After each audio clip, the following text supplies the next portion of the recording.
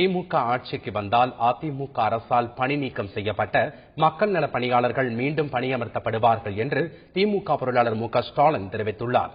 திருச்சியில் உள்ள கலைஞர் அரங்கில் மக்கள் நல பணியாளர்களுடன் மு.க. ஸ்டாலின் கலந்துரையாடினார். அப்போது பணி நிரந்தரம் செய்தல் உள்ளிட்ட கோரிக்கைகளை மக்கள் நல பணியாளர்கள் முன்வைத்தனர். பின்னர் பேசிய திமுக பொருளாளர் மு.க. ஸ்டாலின், திமுக ஆட்சிக்கு வந்தவுடன் மக்கள் நல பணியாளர்களுக்கு எதிரான வழக்குகள் திரும்ப பெறப்பட்டு அவர்கள் பணி நிரந்தரம் செய்யப்படுவார்கள் என்றும் இது திமுகவின் தேர்தல் அறிக்கையில் இடம்பெறும் என்றும் உறுதியளித்தார். மக்கள் நல பணியாளர்களை இன்னும் வேலையில் சேர்க்காமல் இருப்பது கண்டிக்கத்தக்கது. திராவிட முன்னேற்ற கழகம் ஆட்சிக்கு வருகிற நேரத்தில் நிச்சயமாக அவருடைய கோரிக்கை பரிசீலிக்கப்படும் என்று பல முறை கலைஞர் அவர்கள் எடுத்துச் சொல்லியிருக்கிறார்கள்.